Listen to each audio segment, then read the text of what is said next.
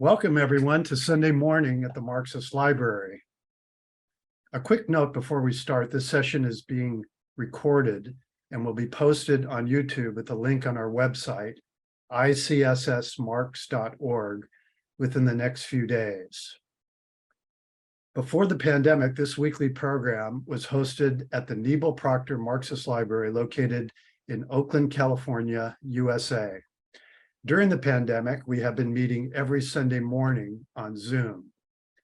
Because of this, we really need to rename our program from Good Morning, Mornings at the Marxist Library to Afternoons and Evenings, because we now have attendees and speakers from throughout the United States and around the world.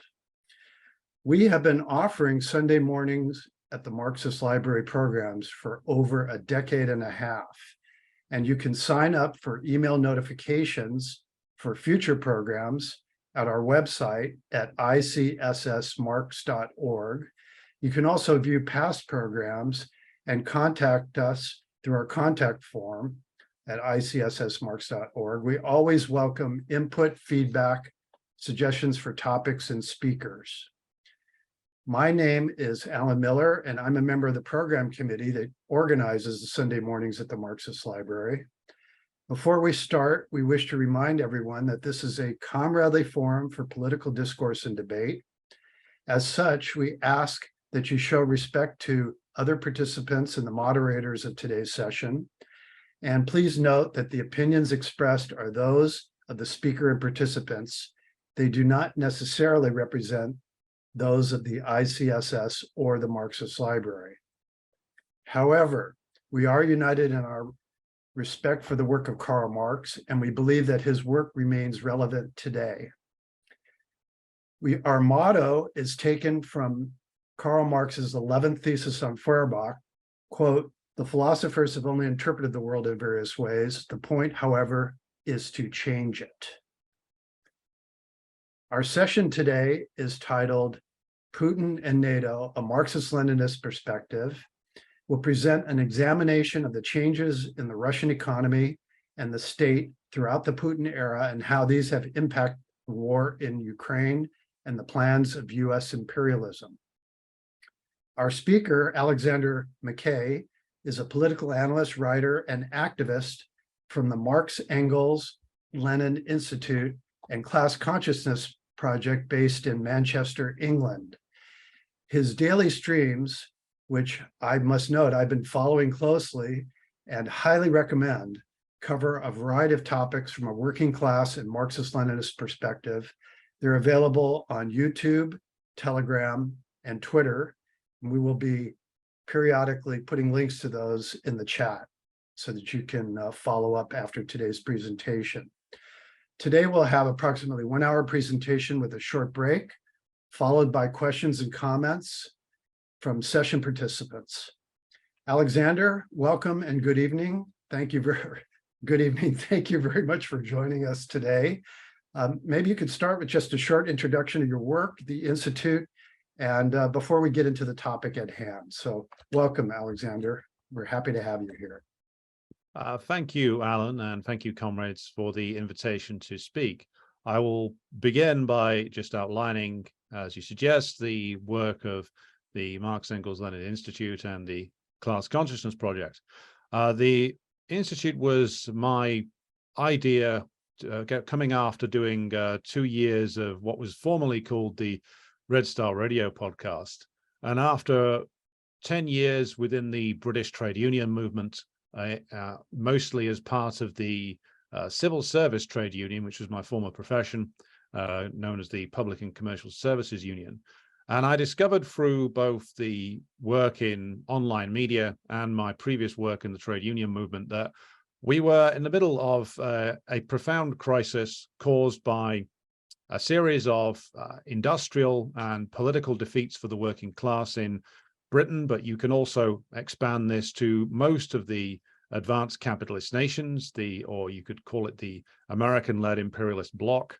And you could see clearly that what we were suffering from was the declining class consciousness from a relative high point that had been achieved to some extent in the middle of the 1970s in the British case, and that this had been hurled back relentlessly ever since then, particularly in our case from the period 84 to 85, which saw the defeat of the British miners' strike. So the forming of the Institute was my response to what I regarded as a very, very low political level within the working class movement and much more widely, to the point where the failures of the Corbyn movement, which we might get into later, were a lot to do with a massive misunderstanding of, on the part of the left, that is, the nature of British imperialism, the possibilities of change in a social democratic direction, and a very, very low level of knowledge about what Marx, Engels, Lenin, Stalin, Mao, and other great Marxist theoreticians and leaders of the past actually wrote about.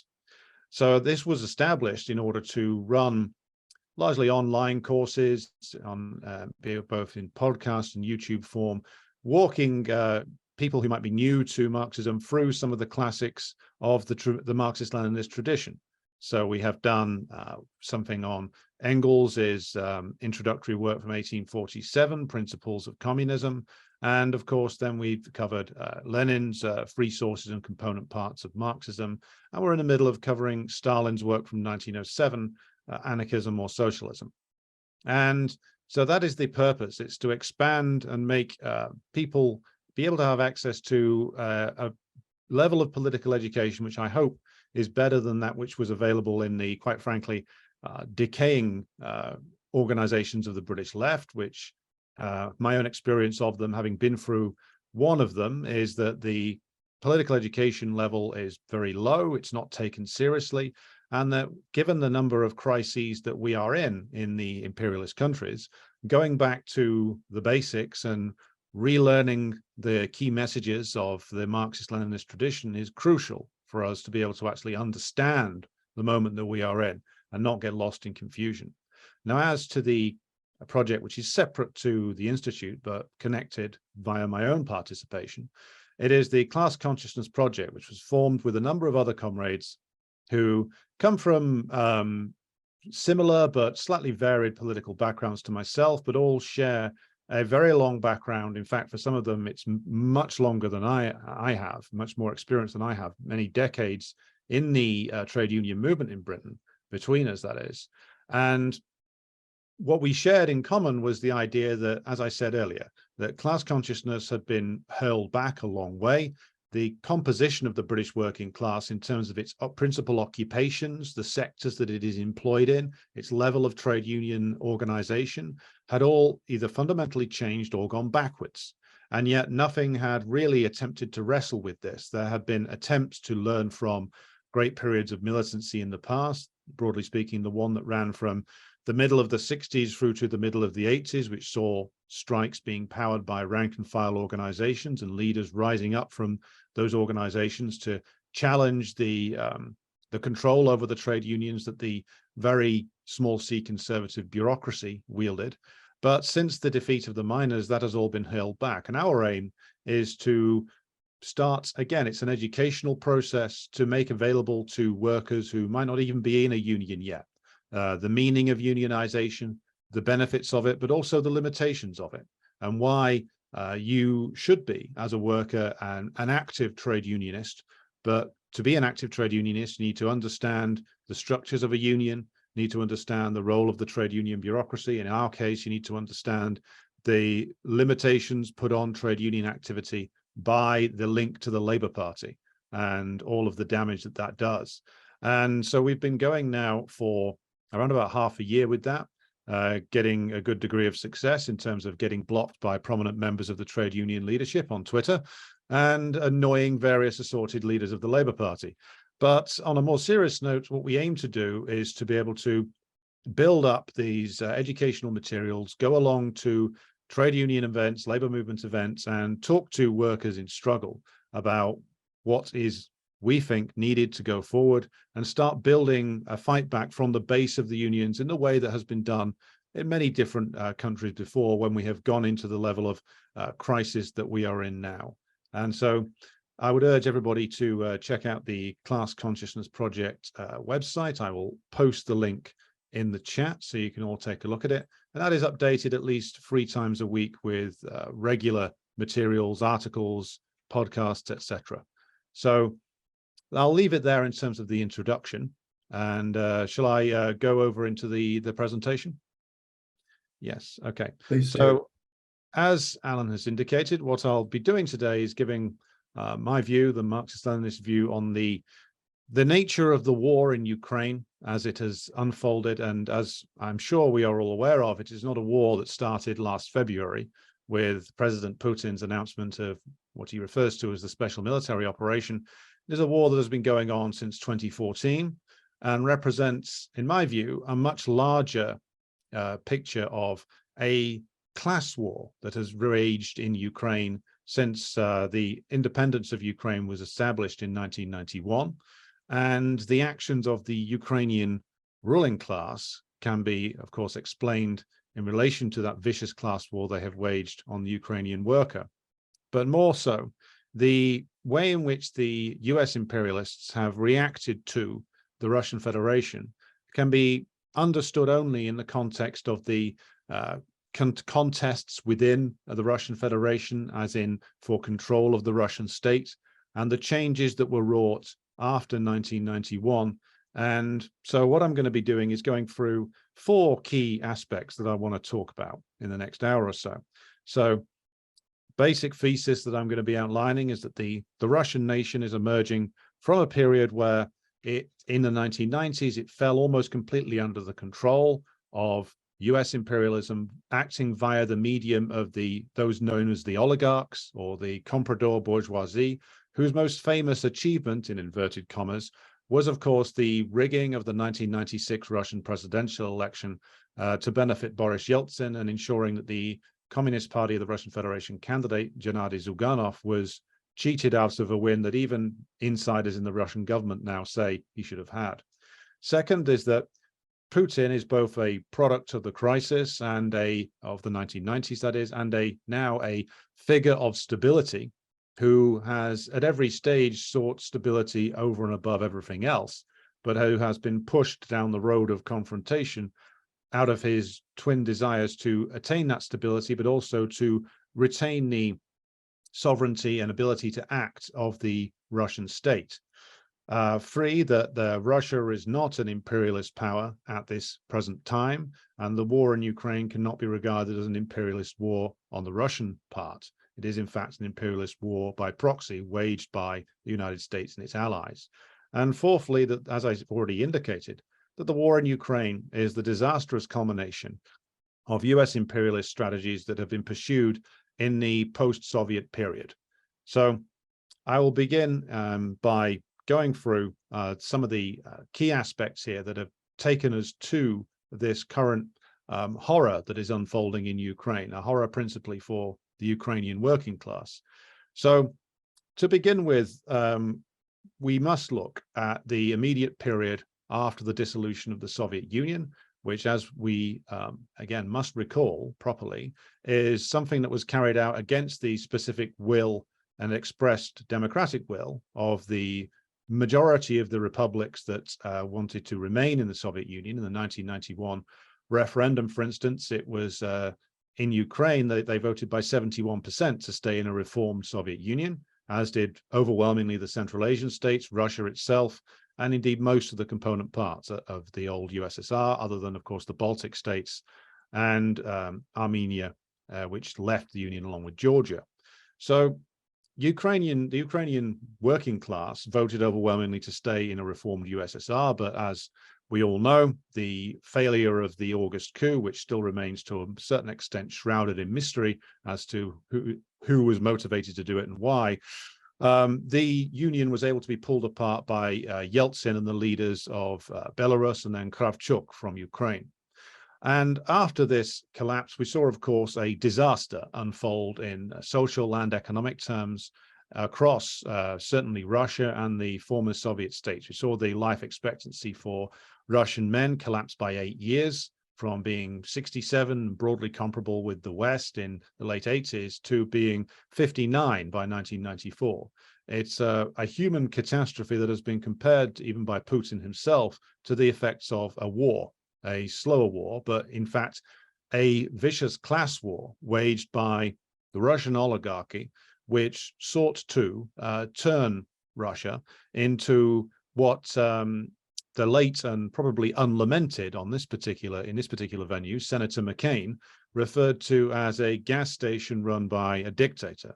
Now, the late senator, of course, was meaning that as an insult, but I think he kind of gave away what the American ruling class actually wanted out of Russia.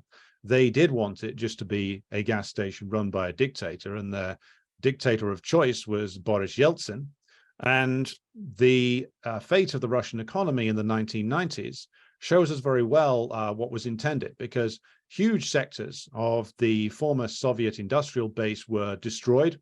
They were looted, assets stripped, and closed down by the politically connected oligarchy that emerged out of the fall of the USSR. People like Boris Berezovsky, Anatoly Sobchak, and their political representatives, people like Anatoly Chabayev. And the collective experience of the 1990s was to see the Russian economy almost reduced down to its most profitable aspects, which are, of course, the oil and gas extraction industries. And this is what the comprador bourgeoisie in Russia wanted to focus on. They wanted to focus on selling oil and gas principally to the European economies, which was, of course, especially in the case of Germany, very profitable. And they wanted, of course, to export their capital out of the country to invest it in various different locations, mainly in real estate and other assets. So, for instance, you can see the gigantic amount of property bought up in London. I'm sure it's the same in certain American cities as well by the Russian oligarchy in the 90s and 2000s, when everybody wanted Russian oligarch money to come into their particular city to boost the property prices. But my point here is that the principal interest of this particularly parasitic form of capitalism was not in developing anything of the productive base of the economy at all. In fact, even Putin observed in a speech given last year at the Valdai Club, this think tank that the Kremlin sponsors, that the effect of the opening up of the economy to foreign competition in the 1990s was to see the absolute devastation of things like the aircraft industry, the machine tool industry, in fact, just about anything that couldn't be directly involved in the shipping of petrochemicals out of the country. So this is what was going on. And of course, it leads to a complete disaster in the form of the crashing of the ruble and the Russian default of 1998, which I argue marks one of the decisive moments where things start to turn against the comprador faction in Russia, because their political leadership was very heavily associated with the policies that led to the collapse and the default and the economic disaster of 1998. It is also in 98 that the Russian Duma forces Boris Yeltsin to appoint a unity government led by the former senior bureaucrat under the old Soviet system, Yevgeny Primakov, who formed a coalition with the majority parties in the Duma, which of course included the Russian Communist Party, the Communist Party of the Russian Federation. And this government, of course, only lasted around about a year before Yeltsin, and well, more accurately, Yeltsin's inner circle managed to drive it out of office again. But it represented a fatal blow to the political authority of people like Yegor Gaidar, Anatoly Chabayev, and others who had been associated with the open comprador faction in the 90s. And out of this comes the changes in the Russian state that really define things going forward. So from this chaos, you get the Putin presidency emerges when he's brought in essentially as a troubleshooter by the Yeltsin circle. And of course, what defines Putin's presidency isn't necessarily that he's a man of great visions himself.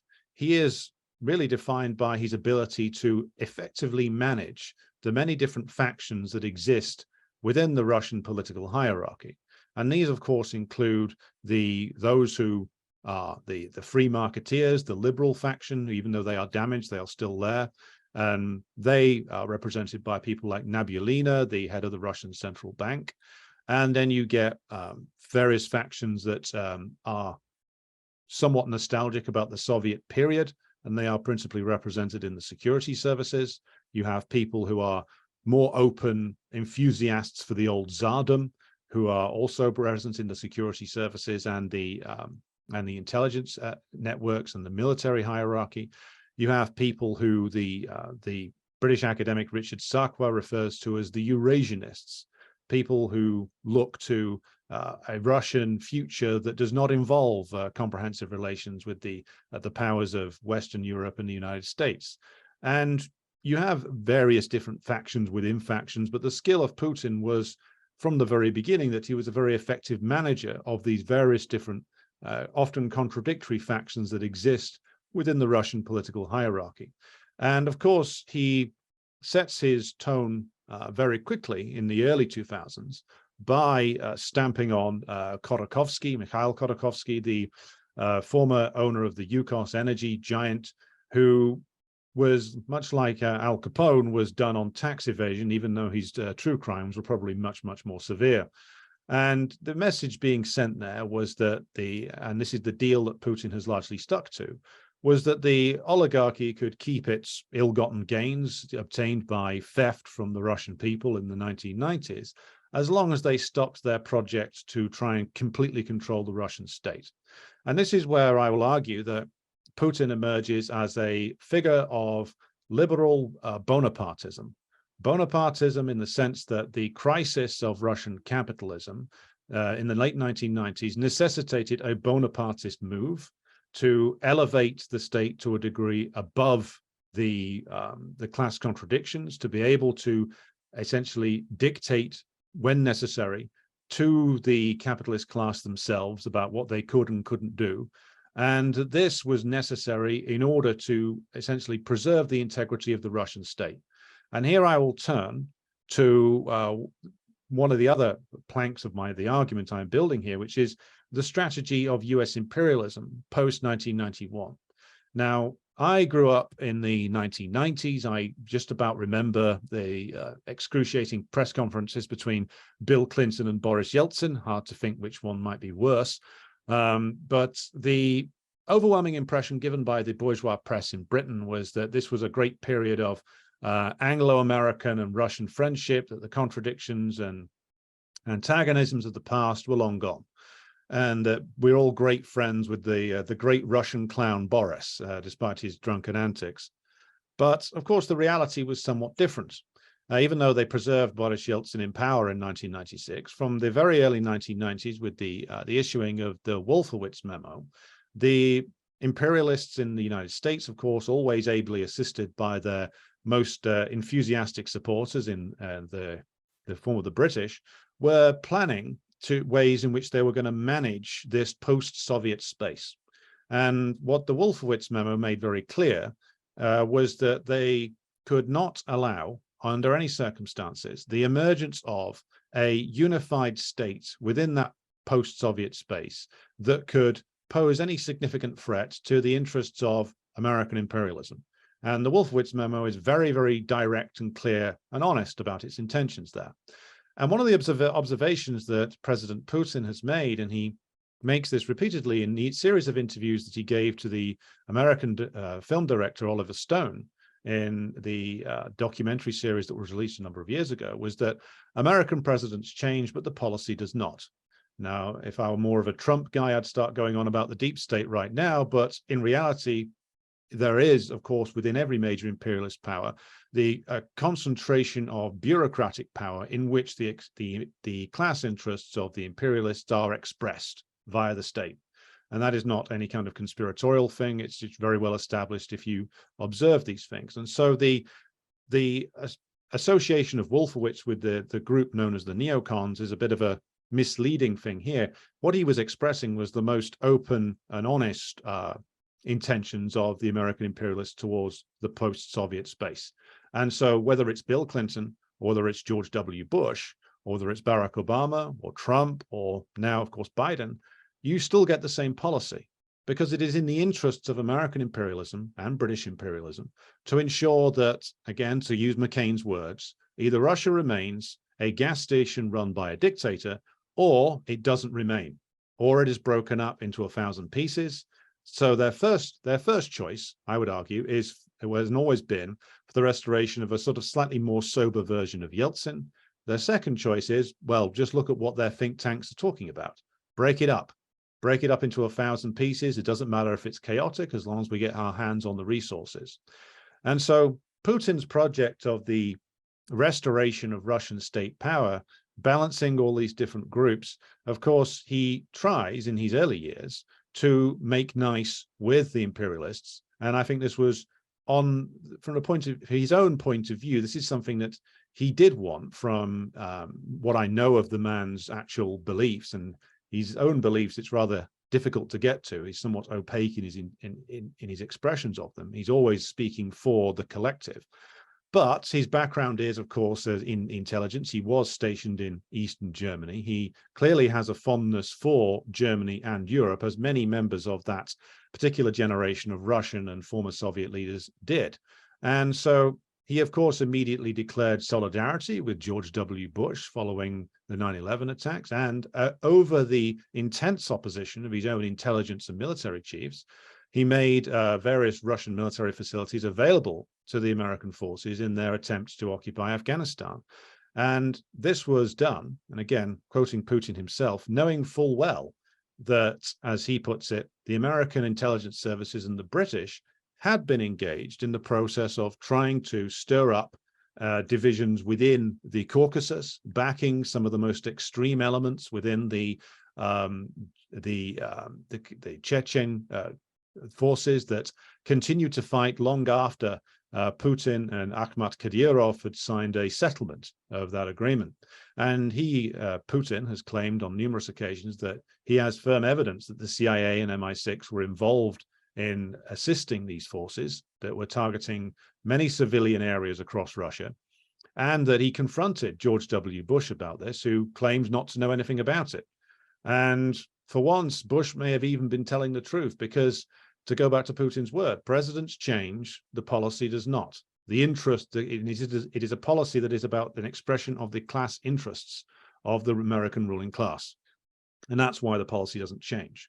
Now, when it comes, of course, to Putin's changes in the state structure, what you start to see is that his priority in those first two terms that he served up to 2008 was that he wanted to stabilize things. So he does his deal with the oligarchs. He solidifies control over the intelligence services and the military high command, who, lest we forget, the Russian military had been the ones who had been in almost open rebellion against Yeltsin, so particularly over the Kosovo War. And I can return to that in the questions if anybody wants clarification on that. But he solidifies control over this apparatus. He then starts to try and revive the taxation system, and he does that by implementing a very, shall we say, classical liberal approach, which is implementing a flat tax on the oligarchy just to get them to pay some tax. And this is something which, of course, excites some of his fans in the Anglo-American online space who are of a libertarian persuasion. But the overwhelming thing to take from these first two terms, that his priority is the restoration of stability and the restoration of the functionality of the Russian state, so its remit can run all over Russia, which, of course, it was starting not to in the 1990s. This, of course, brings a furious response bit by bit from the Americans and the British in particular. And this, of course, culminates in Putin's famous or infamous speech, depending upon your point of view, to the Munich Security Conference of 2007, where he outlined that being more confident in his nation's strength now, that he wasn't prepared to accept being essentially treated in the way in which that the Americans, the British, and the other European powers had treated the Russian Federation heretofore. And he said, being the rather moderate man I think he actually is, he said, we all participate in this US-led international system that had been constructed post-91, but you have got to acknowledge Russian interests, and you have got to stop doing things that are really all about destabilizing Russia. And that fundamentally is what the role of Ukraine is really all about here. And it is to Ukraine I will now turn to talk about more, because the situation in Ukraine, of course, has to be seen in light of the fact that this was one of the industrial centers of the old Soviet Union. It was one of the most industrialized places in the old USSR. It is one of the most culturally advanced sectors of the old USSR. It was a place where many Soviet leaders either came from or were responsible for. And so, facing independence in 1991, many of the Ukrainian leaders who had come up through that old Soviet apparatus were very, very confident that they were going to make a go of it as an independent nation. Of course, this proved to be a very naive point of view, if they genuinely held it, because, of course, what happens is with a nation such as Ukraine or Belarus or any of the other countries that separated from the old USSR, it's one thing to have an extensive industrial base, as Ukraine did, consisting of some industries that are still there, such as coal and steel, mainly in the Donbass, but also aircraft manufacturing, textiles, many other things that defined the old economy of the USSR were based in Ukraine, as Putin himself, in fact, said. But turning that into a successful capitalist economy, of course, would take great skill and would, of course, take a degree of, heavy degree of state interventionism and protectionism, none of which happened. No, what happened was, of course, a similar thing to what went on in Russia, which was that politically connected oligarchies managed to steal and asset strip an awful lot of this. But also in Ukraine, you had, as a certain barrier to this, the presence of a very strong Communist Party of Ukraine that formed the principal opposition all the way through the 1990s and into the 2000s. It remained very significant. And this was led by Petro Simonenko for a very long time. He was a perpetual presidential candidate in Ukraine, came second on numerous occasions. And the party only really got snuffed out by the ban that was put in place by the Maidan regime after 2014. So, of course, the presence of this Ukrainian Communist Party, whatever critiques you might have of its political line or criticisms you may have had of its mistakes, it posed a certain threat to the oligarchy. It was a barrier. And so you see a class war go on in Ukraine, I would argue, through the 90s and into the 2000s, where this oligarchy is trying desperately to take back all of the benefits for the working class that remained post-1991. And this took the form of certain aspects of subsidized housing, subsidized heating, certain industries continued, and the oligarchy was desperate to get all of that reversed, to attack the working class in ever more aggressive ways, and to reclaim all of that in order that they could asset strip the industry, they could condemn the working class to ever greater immiseration. And that is the background to the various US imperialist and British imperialist moves in Ukraine, of course, ably assisted by all the NATO countries such as Canada. And they saw in Ukraine an opportunity to further their overall aim. And the overall aim is to destabilize the Russian state in any way they can, in order that they can either return another Yeltsin figure or, of course, break it up. Now, remember, they first approached Ukraine with an agreement about associations with NATO in 1997. This is still in the Yeltsin period. So again, the policy does not change. And they then build on that up to 2008. But one of the key incidents here is, of course, the so-called Orange Revolution of 2004. Now, the aim there, of course, is to get in Viktor Yushchenko, this banker, who is married to a woman who's from a Ukrainian exile family, who's associated with various far-right Ukrainian exile political causes and works for the American State Department. She apparently is the brains of the operation. And of course, even though the Ukrainian state is very corrupt, it was by no means certain.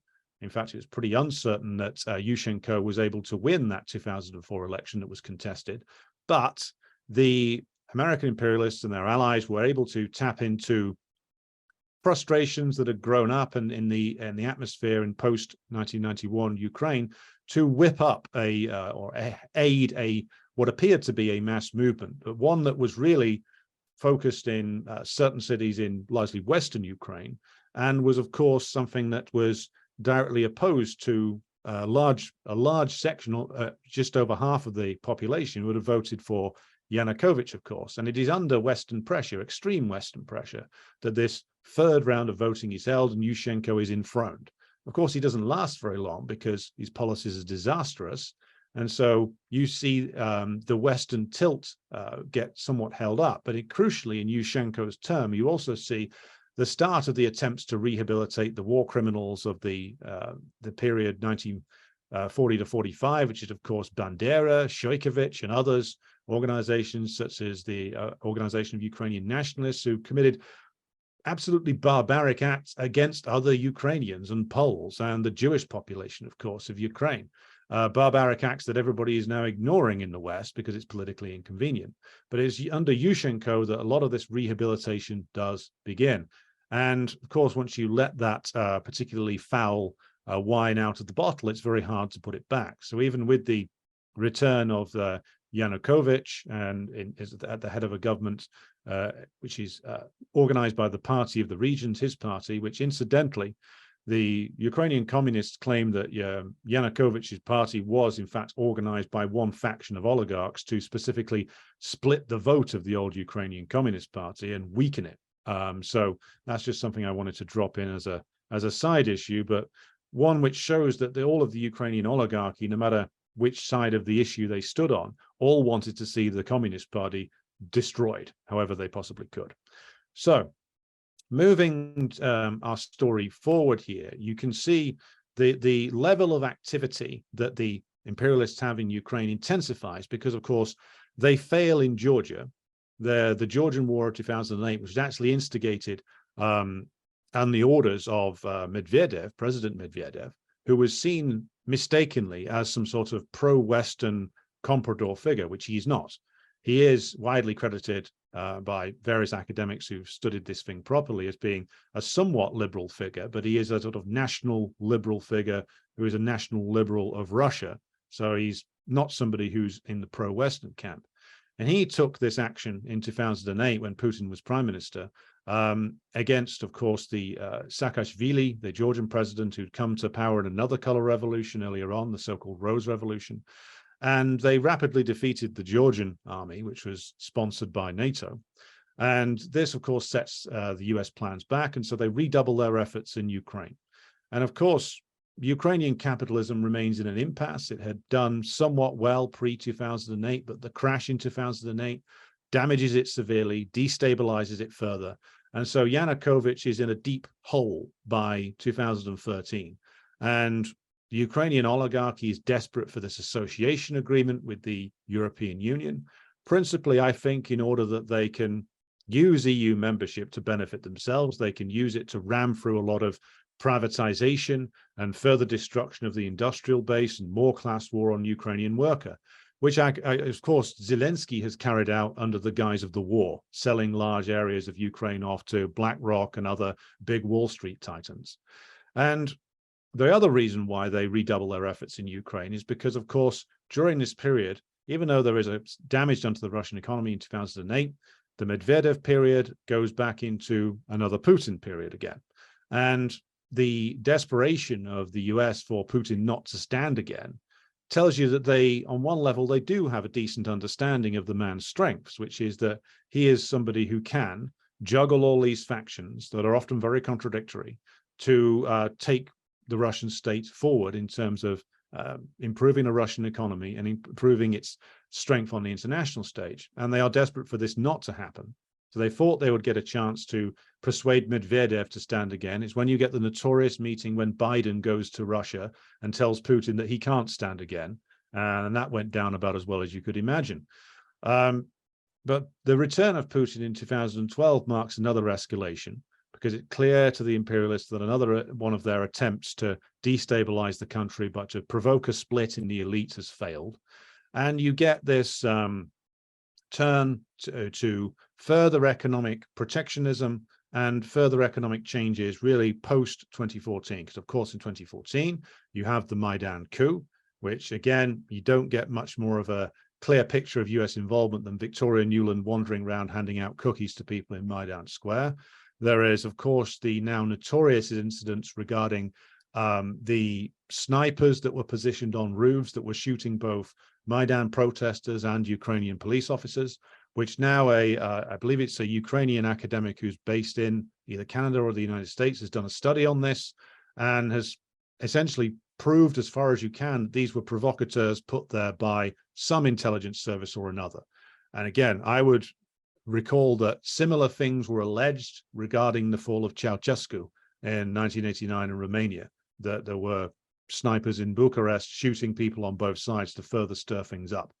So this is an established tactic that has gone on there. It was clear that the US was not going to accept anything less than the end of the Yanukovych government and the imposition of a government led by people more to their liking. And of course, this isn't what the majority of Ukrainians voted for on numerous occasions, but this is why the Maidan regime has to rely on terror from the earliest possible beginnings of it.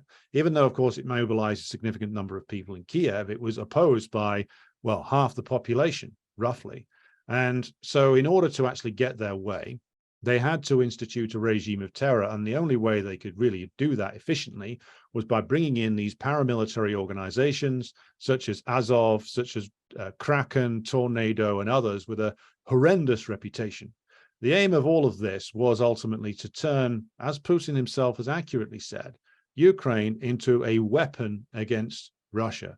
And the aim of this was specifically to, however they could, weaponize Ukraine to destabilize the Russian Federation. Now, the war in Donbass that erupted in 2014 was one way they saw that they could do this. The other thing they wanted to do was to, of course, evict the Russian Black Sea Fleet from their base in Sevastopol, Crimea, and destabilize Russia, because it would be a big humiliation to any Russian president to lose that. And so they poured weapons and, of course, training into the Ukraine to reconstitute the Ukrainian army following its defeat by the Donbass groups in 2014 to 15. And they used the various different agreements that were signed in order to reconstitute the military, as Poroshenko has admitted to build it up further, and to eventually get themselves to a point where they could crush what they saw as the rogue regions, take them back over again, and ultimately threaten Crimea. And the point of view taken from the American imperialists and their British assistants on this is that, well, the more instability we can generate in eastern Ukraine, now Western Russia, the more we can exacerbate the contradictions between the different power blocks that exist inside Russia, then that will further our objective. Because they do understand on some level that these various different groups that exist inside the Russian Federation's political structure are kept in balance by Putin and others, that if they manage to humiliate or inflict what appeared to be a humiliating defeat on Russia in Donbass or in Crimea, that this would be an opportunity to create chaos there, as they saw, by the way, with the recent events involving Yevgeny Prigozhin, the titular head of the Wagner organization. They saw another opportunity to create inter-elite struggles there. And so coming to back to the changes in the Russian economy now, because this is directly relevant, the sanctions packages, of course, beginning after Russia took over Crimea directly, and of course this was approved of in a referendum of the Crimean population. But of course we need to remember that the Crimean population had already voted in the early 1990s to be part of the Russian Federation, not be included in Ukraine, because that's the product of an old border change done by Khrushchev, which no one ever thought would matter because no one anticipated the separation that ultimately occurred. So the sanctions that first the Obama administration put on, of course, in a way, it actually aided Putin, because the big weakness of the Russian state was the fact that it remained tied to the imperialist powers by, of course, having to sell them large amounts of oil and gas. And this was a big profit center, which fostered pro-Western opinions within the ruling class. And of course, helped by the civil society intelligence operations run by Britain and the United States within the Russian Federation. The change to the Russian economy post-2014, necessitated by the sanctions packages, actually helped to revive sectors of the Russian economy that had been killed almost in the 1990s. So Putin and the Russian government prioritized the rebuilding of the agricultural sector to make sure that the country could be self-sustaining when it came to food production. They then started to do things such as changing the way in which they used the subsidies from oil and gas sales to funnel that money into the development of other industrial sectors. So they changed the way in which Gazprom and the other big either state-run or semi-state companies directed their revenue to support the revival of other industrial sectors, support the revival of other industries, such as the machine tools industry, the rebuilding of the aircraft industry. And this is basically an enforced policy of protectionism that they managed to use to their advantage. It actually, of course, it strengthened those who within the Russian hierarchy that looked back to the Soviet period with for some of their inspiration, and it enabled them to weaken the liberal pro-free market people who are still there in the structure, but they are being weakened every time the Russians are subjected to a new package of sanctions.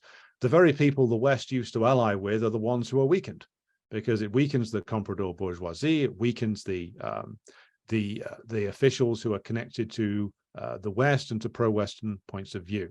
So you see, every time these sanctions packages get put on, the Russian economy becomes more state-directed, more self-sustaining, and of course they have been able to redivert their trade flows increasingly over to, of course, trade with China, trade with India, and trade with the Gulf states as well, which has all been very important in their ability to survive the sanctions packages. So in a way, the US imperialist strategy has completely blown up in their faces. What they hoped would lead to a fracturing and a weakening of the Russian state has led to nothing of the kind. They have essentially pushed Ukraine for many, many years now and have succeeded in making it essentially a sacrificial victim of their own ambitions. Because, lest we forget, the war in Ukraine could have, at least on one level, been ended in April of last year. The signatures were already on a peace document, which would have actually been very unsatisfying to the more hardline elements within the Russian state and society. The Russian nationalists, the Russian bourgeois nationalists would have been very unhappy about it. And that was something Putin was prepared to sign, which would have seen the independence of the Donbass republics. And of course, Zelensky recognized that Crimea was gone. But then in return for neutrality and security guarantees, the war would have been over. Now, that was something which would have necessitated a political hit for Putin in signing that. But it would have, of course, it was unacceptable to the US and to the British, who did not want what they saw as an opportunity to let that go. They thought that if they just kept the war going, dialed up the sanctions as far as they possibly could, cut Russia off from the SWIFT system, that there would be some kind of revolt of the elites inside the Kremlin, that there would be mass protests on the street, and eventually that Putin would fall. And what has been proved is that the changes to a much more state-directed version of capitalism, which you have in Russia now, with a much bigger role for the state and a strengthening, I would argue, of the Russian industrial working class via an expansion of Russian industry, has all led to an actual solidification of the Russian system around the figure of Putin himself, who enjoys record opinion poll ratings at the moment. The other point I wish to make at this stage before coming to a conclusion is, of course, the role of the Communist Party of the Russian Federation cannot be underestimated in all of these processes that have gone on. You can see the way in which their role in weakening Yeltsin was crucial in terms of their presence in the coalition government that existed after 1998, even though briefly. And they have been the major opposition party in Russia throughout the Putin era. In fact, it was them who were moving measures through the Duma from 2014 onwards, calling for military intervention to protect the Donbass republics. And Putin's opposition to this, and his repeated attempts to secure a deal with the Western powers through the form of the two Minsk agreements and his opposition to direct military intervention, are a reflection of the fact that Putin was not confident about the stability of the system at that stage back in 2014, but also that the principal opposition to the Russian special military operation actually came from the Russian capitalist class. They were the ones who didn't want to get cut off from their ability to trade with Western Europe and the United States. They certainly didn't want to lose the ability to stuff their ill-gotten gains into London, New York, and of course into the various tax exile operations that the British and the Americans run in places like the Cayman Islands. So they were the ones who were the lead opposition group to any intervention in Donbass. Yes, the various Russian nationalist organizations were in favor of it, but if you compare the attitude of the Russian capitalist class now to the attitude of the old Russian capitalist class prior to 1914, when that version of the Russian capitalist class was salivating for war with Austria-Hungary and with the decaying Ottoman Empire, believing that they could seize everywhere down to the old Constantinople. Compare it to now, when they were the principal opposition against any war. And that is because, of course, and to come to my point about imperialism, those leftist organizations who have proclaimed this to be an inter-imperialist war have made a profound mistake. If you look at what the structure of the Russian economy is like, you can see that it is principally an exporter of commodities. It is not an exporter of capital. The capital that gets exported from the Russian Federation to the West, principally to the West, is capital that is essentially looted by the oligarchy. As, again, the Communist Party of the Russian Federation points out, the deal that Putin made with the oligarchy back in the early 2000s did not preclude them from moving their capital in immense volumes out of the country. And they have continued to do so up until the point where Joe Biden cut them off. And so, again, this is a case of this war actually weakened the position in some ways of the most pro-Western, the most parasitic elements within the Russian capitalist class, and left them slightly worse off. They now had to keep more of their capital in Russia. So to move to a conclusion here with regard to both Russia and the war in Ukraine, the attitude of the imperialists since the early 1990s has been consistent, which is that if they can't completely dominate the entire post-Soviet space, then they will break it up as far as they possibly can. And this particularly applies to the Russian Federation. And they've tried various different ways of doing this, but Ukraine was the one that enabled them to do most damage because, of course, it was the one that's closest to Russia, the one that's going to cause most internal political problems by creating issues there. And of course, they have been enabled in doing this by the deeply parasitic and utterly reactionary Ukrainian ruling class that has emerged since 1991.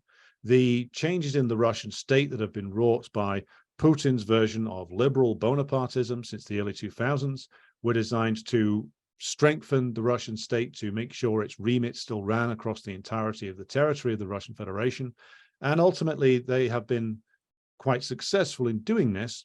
But to be successful, it took them shedding much of the baggage that came from the Yeltsin era, even though some of those characters are still floating around, and embracing a more state-directed model, which is, of course, taking partial inspiration for what has gone on from what has gone on in recent years in the People's Republic of China, but also from more state-directed economies in South Asia and Southeast Asia, such as Singapore and other places like that. And you can see this model being built in rapid style over the last 10 years. And you can now see, even on the Kremlin website, they're talking about having meetings, learning from the industrialization period in the Soviet Union now, something that would have been absolutely unthinkable even 10 years ago. And so Putin, the man who started off his life as an anti-communist, is now facing a situation where not only does he have to depend upon the still prominent industrial legacy of the Soviet Union, but he has to lean more into a state-directed and state-planned economy in order to preserve the integrity of the Russian state. My final point here is that the war in Ukraine is, of course, a tragedy, but it is a manifestation of imperialism's machinations, principally the US and the British, but with the Europeans very much along for the ride, but also, of course, a product of class warfare in Ukraine that saw a pathetic comprador class ally itself and completely prostrate itself to imperialism in order that it could fully loot and destroy the Soviet legacies. And in doing so, they have sold the Ukrainian nation into being just a battering ram for the US imperialists, who, of course, are unable to wage the war directly themselves due to the fact that the militaries of the US and the British and others have been weakened over the years. They have effectively outsourced their militarist aggression to Ukraine against the Russian Federation, because they are in a position, and certainly this is true in our case in Britain, and I think true in the American case as well, where to paraphrase something from Mao, the links with the masses that the ruling classes did previously enjoy at one point are not there to the point where they could mobilize directly for a war against Russia or China anymore. The American imperialists have not been able to do that kind of thing since Vietnam. The defeat inflicted by the Vietnamese still haunts them to this day, and still, to a certain extent, limits their warmongering, direct warmongering to this day. So I will now just conclude on this point, which is that the future for all of us is one that is, of course, wrapped in uncertainty. The crisis of American imperialism and British imperialism, the deep crisis that has been, of course, permanent since 2008 and arguably runs a lot longer, is what is motivating them to take these aggressive actions against the Russian Federation, but also China and the DPRK as well. And we are not going to see the end of these actions, even though we may see the end of this current version of the war in Ukraine. They will have to come back, and they will have to try and assault either China or Russia or both in the future, because what they require now to regenerate their systems is, of course, the destruction of their nearest rivals who can get in the way of them looting other areas of the planet, but also that they can now seek to gain access to be able to hyper-exploit the resources of the Russian Federation and hyper-exploit the Chinese working class in a way that now they can't anymore. And these barriers to the Western imperialists being able to revive their crisis-riven system are barriers they are compelled to try and destroy via the aggressive moves that they are making. And as long as we remain in the imperialist system, then a system that is rooted now in absolute crisis, these aggressive maneuvers will continue. And it is down to us who understand the necessity of an anti-imperialist position, understand the necessity of a communist politics being revived in the imperial centers, to oppose this any way that we can, to make the situation clear and explicable to a working class audience, and to fight back against the unending stream of propaganda that, of course, mistakenly calls itself the mainstream media. In reality, of course, it is the ruling ideas of the bourgeoisie, to draw upon the phrase of Marx. But it is on that note that I will draw my initial remarks to a close. Thank you, Alexander. Excellent presentation. Excellent. If you could drop especially your YouTube channel URL in the chat for people who are interested in subscribing to hear more from you in the future, that would be great, and other means of contacting you. In a moment, we're going to shift over to our Q&A part of the session. So for those of you who have questions or comments, please go down to the reactions button on the bottom of your screen and raise your hand, and we will try to get everybody in to ask your questions and have Alexander respond. Then I would just want to make a few quick announcements. One in particular I want to announce is that we're about a month ago, we had a program from the African People's Socialist Party and Solidarity Committee about the attacks that they're experiencing from the government, very, very significant attacks for being agents of Russia. Basically pulls together the assaults on the left, the anti-imperialist movement, and the African-American people here in the United States. They are having some ongoing activities. We're going to post some links to these activities in the chat for you to check out, please. We're going to have ongoing support and information about that. What I'd also like to call your attention to are future programs, which you can go to ICSSmarx.org, and you can see the next couple of programs that we have. We have some really interesting programs coming up. Next week, we're going to have a return appearance by Bedibrata Payne, who some of you may recall spoke a few years ago. He's completed his film. What Bedibrata did was he took a film crew through the heartland of the Midwest United States and interviewed farmers, small farmers, about the farm crisis that's been going on for decades here in the United States and is intensifying, and made a documentary tying the struggle of the farmers here in the United States to the the recent farmer struggle in India, and he's completed his documentary. It's something very, very interesting and an unusual tying together of struggles of people here and in India and the third world in general. So that's next week at 10:30 Pacific time. Following that, we have another, what promises to be very interesting program. We're going to have Norman Finkelstein will be speaking, very strong anti-Zionist activist, anti-imperialist activist.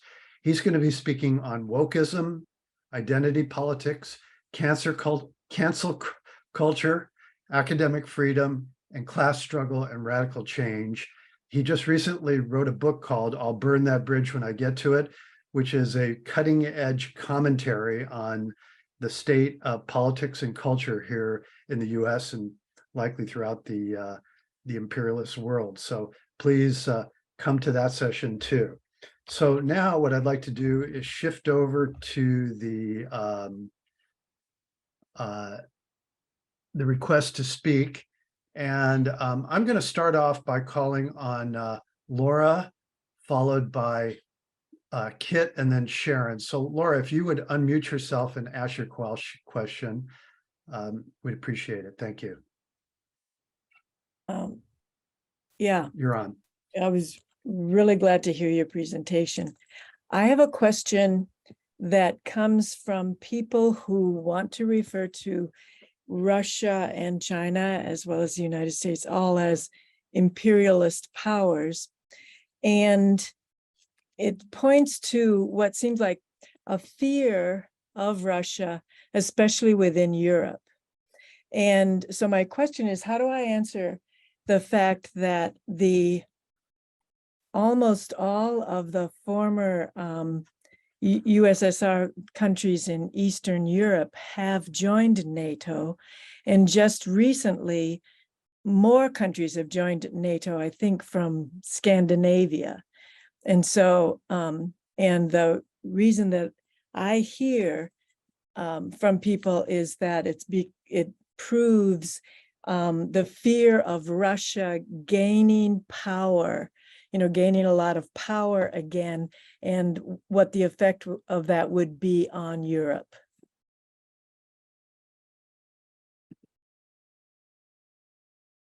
That's my question. Okay, so shall I take the questions one at a time? Yeah, or, let's just do them one. We usually do them one at a time, make it a little more Okay. interactive. Well, to answer the question, I mean, the point of view of, well, why have all these Eastern European countries joined NATO? It's an interesting question. I think we need to remember just how far back this goes. It goes all the way back to 1999, when these countries started wanting to join NATO, nations such as Poland, etc. And the Baltic states were, of course, famously ushered in by George W. Bush in 2004. And this was all at a time when they were joining, when there was nobody recognized any conceivable threat from the Russian Federation towards these countries at all. And of course, the Russian Federation was going out of its way to maintain their alliance with especially the European countries, again, which was a profitable market for their gas and oil. So why have, for instance, the Nordic countries joined now? Well, I'd say that's less to do with Russian threats, because as even Putin himself said, there's no border dispute that they have with Sweden or Finland. There's no Russian minority in there or Russian language speakers getting persecuted. There's none of the issues that exist with regard to Ukraine. And of course, so I would say it's more out of a fear and a slavish adherence to the United States that these countries are joining, because the United States has knocked on the door and demanded it. And all of these countries have folded because their leaders are too weak to resist. In many cases, this has not gone before the population for any kind of debate or any kind of referendum. In the cases of other countries that have joined NATO, for instance, Montenegro being the example, where they've gone literally like and overridden the population's objections. So this is, and I would argue, when it comes to these former Soviet bloc countries, or in the case of the former Yugoslavia, former sort of non-aligned bloc country, it's an elite project. It's a ruling class project. It's a product of the fact that the ruling classes in these countries are tied by 1,000 strands to US imperialism. And when Washington calls, all of them immediately jump up, salute, and say, yes, sir.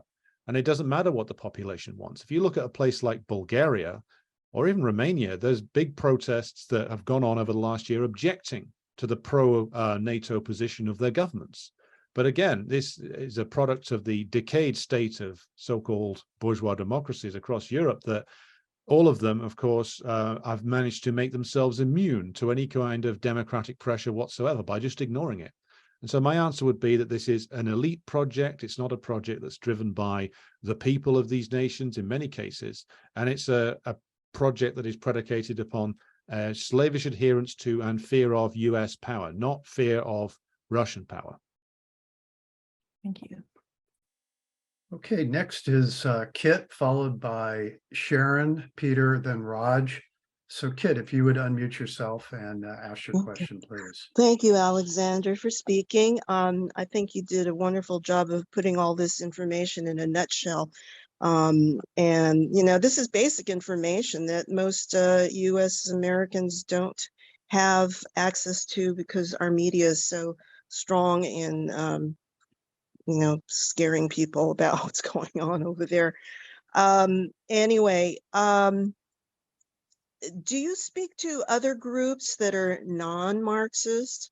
Would you be willing to speak to an organization here in the Bay Area about this, you know, repeating the same information, but to a more, to a less Marxist-Leninist audience or Marxist audience?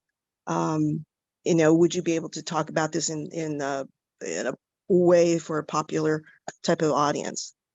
Thank you. I'd like to contact you too about this if you are. Thank you. Certainly, thank you, Kit. And I've just dropped my email address in the chat. If anybody wants to email me, you can find the email address there. Certainly, I'm always willing to speak to non-Marxist audiences with tailoring the language appropriately to make it easily understood. But of course, I did that for many years when I was a trade unionist, and certainly happy to do it again. So if you want to forward me any details of anywhere you'd like me to come and speak to, I'm more than happy to do so. Thank you very much. Okay, next is Sharon, if you would go ahead and ask your question. Thank you so much for that historically materialist, excellent presentation. My question is along the lines of the two prior questioners about how to talk to people, especially Americans in our case. So I'm very old, and I'm a product of the anti-war movement of the 1960s. I'm a veteran. I consider myself a veteran, and to some extent a leader of that movement back in the day. And that experience gives me hope.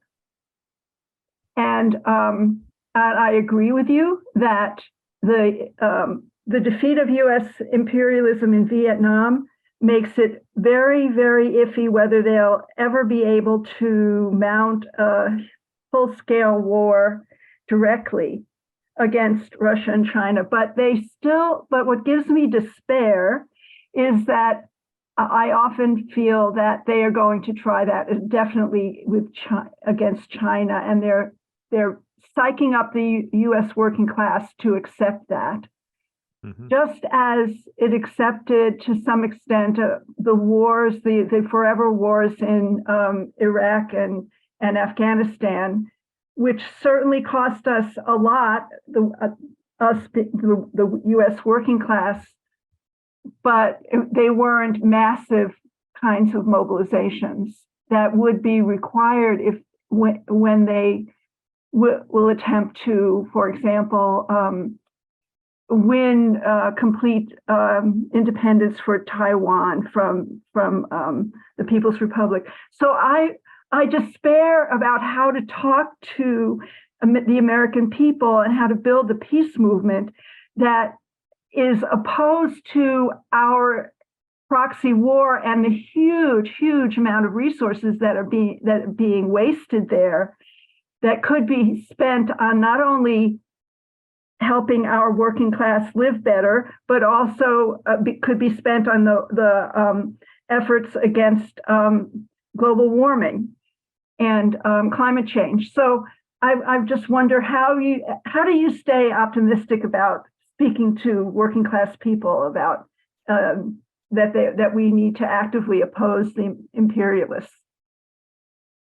Well, I stay hopeful because I find that certainly in the British case, when you speak to the working class about it, working class people about the war in Ukraine in particular, what I've found is a degree of disinterest, to be blunt, or outright hostility to the idea of sending all this money over there. Because the British working class, I suspect, much like the American working class, is concerned with its stagnating and declining incomes, and it's diminishing life expectations, the belief now that their children or grandchildren will have a much inferior existence than they have. And that is what is animating large chunks of the British working class. Of course, you get the rabid chauvinist every now and again who waves the flag, screams a lot and bangs on about restoring Britain's greatness. But thankfully, that's somewhat rare these days. You've really got it's more of a problem the further up the income ladder you go, in actual fact. I mean, I know a lot of otherwise very nice petty bourgeois people who, of course, are some of the worst chauvinists of all, who still think Russia is the Soviet Union, routinely confuse the two, have a maniacal obsession with Putin. And these are people who I previously regarded as the sort of soft liberal types. They're convinced that Putin is some kind of puppet master running everything from Donald Trump to Brexit and back again. And so that's a more hostile audience in some respects. But with regard to reaching the working class, I think we have to, and this relates back to what I was saying about my work in the Class Consciousness Project, we have to break down the barriers specifically in the trade unions or labor unions, as you'd say, with regard to like people's situations. Often I was a trade union negotiator for many years, and we encourage people to see things in almost silo terms. Your pay, your life is separated from all these other issues out there which you shouldn't look at. And this is, of course, the message that the trade union leaders give. We have to encourage people to take this wider view and say, look, the reason why your children are facing a worse outcome in life than you are, that your community is declining, that the chances for decently paid work are all disappearing, that the solid industries which people used to be able to rely on to work 30, 40 years in and then retire have all gone. All of this is linked together, and it's linked together via this thing called British imperialism that we have to try and foster a proper understanding of. The deindustrialization of the country, the shipping of capital outside of the country and into areas that can be hyper-exploited. All of this has to be drawn together so people can clearly understand that the state of their own workplaces, communities, the state of life for their own families is all linked to this imperialist system. And it's all linked to this plan that is this bizarre, well, not bizarre, but insane plan they have for war against the Russians, and an even more insane plan they have for a war against the Chinese. It's all about trying to restore the fortunes of a ruling class, which many of the working class do hate. They might hate it in confused ways. They might hate it. They might say it's like, I don't know, liberal elites or something like that, but they know who they hate. It's just a matter of channeling that in a positive political direction. And that comes through political education. It comes through intervention in the trade unions. Now, none of that is easy. I've hit my head on a brick wall over that for many, many years. But I think there is enough of the working class in Britain, certainly, that are receptive to that message, that see all of the bourgeois parties that exist now as a dead end, and are open to the message of, okay, and here's how we need to broaden this picture out and why all these things are connected together. And that's my hope, that we can start to do that in the coming months, to the point where we can actually challenge and push back on like what I would call the social chauvinist narrative that unfortunately a lot of the British left have adopted. Okay, next is Peter, followed by Raj. Peter, if you would unmute yourself and ask your question, please. Sure. Thank you for this talk, a very interesting subject. And I've been thinking a lot actually about this whole question of the Russian economy, particularly obviously in respect to the war, continuing war, war of attrition, as I keep being reminded over and over again by the leftists that never get into the US media. But we've been told this is a war for freedom for Ukraine and democracy, while they throw everyone in jail, etc. But I'm being a little cynical. This is an interesting question of a war of attrition between Russia and NATO. So a war of attrition really implies who has superior resources. And we can talk about numbers of people. Obviously, Russia has superior military forces, but really, if you talk, war of attrition seems to boil down to greatly the comparative economies to produce military hardware. And this is where you obviously have much more knowledge than I do about this. But looking at what I just heard from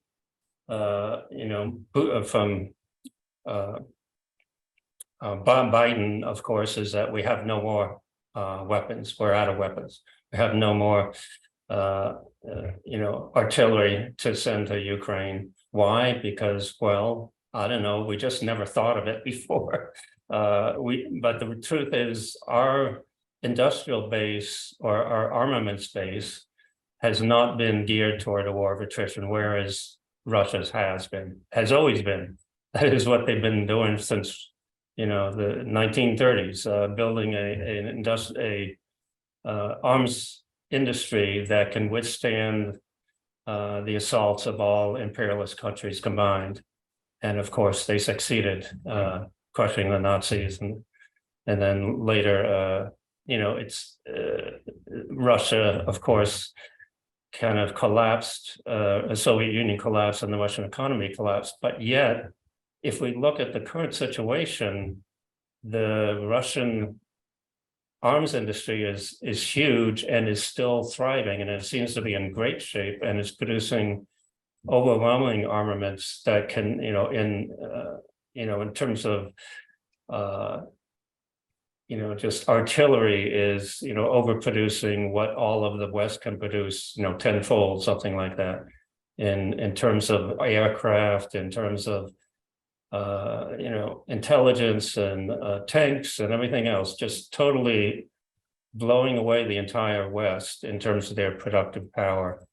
And I can't understand that. I mean, we do know that, the economy was a disaster in the 90s, yet somehow the military companies survived. And as I understand, the biggest one, Rostec, is a state-owned company, right? So this is really a state-owned business, which tells me the West is still fighting basically a Soviet-produced socialist arms sector that has survived, that is still there. They're still producing basically the same design tanks that defeated the Nazis, and the T-90s now are, of course, more advanced, but a lot of the equipment is very, the same equipment that was developed in the 60s, 70s, 80s.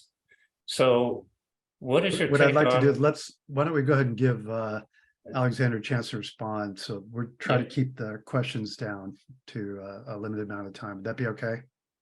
Yeah, I was just going to make the question, and that is, how is it that the Russian arms industry is so strong and powerful today, when it just kind of defies logic that they could outlast and outproduce the entire rest of the world in a war? Well, to answer your point directly, Peter, the Rostec and the other state-run arms firms survived the 1990s because they were directly linked to one of the most powerful sectors in the power struggles that went on in the 90s, which is, of course, the hierarchy of the Russian military, who prior to managed to force even Yeltsin to back off the asset stripping and destruction that went on in a lot of the other industrial sectors. So places like Uralvagonzavod, the gigantic tank plant that was built to such extraordinary lengths in the Brezhnev era, it's not only survived, but continued to produce tanks all the way through the 1990s and the 2000s. Putin has gone through various different phases of trying to change the Russian military away from that old Soviet model of mass production. He did try to go down the route of military reform that was influenced by American thinking in the 1990s and 2000s, only for that to hit the wall basically in the early 2010s. It was very unpopular within the Russian military, and he had to get rid of the defense minister who pushed it forward in the end. So a lot of that Soviet era production and those Soviet era designs that you indicated have not only survived, but have actually been boosted in the last 10 years.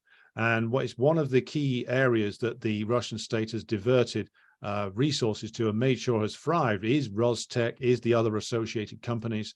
They've made sure that they have their supply lines secured largely within Russia itself. So I think the only potential shortage there might be exposed to would be the highest level microprocessors that they can get from the Chinese now, that can be supplied on the basis that, oh, it's civilian tech. We don't know what they're going to use it for. But the rest of it, so like all the rare earth metals, all the basic metals that go into a lot of these designs, they're all found within the borders of the Russian Federation.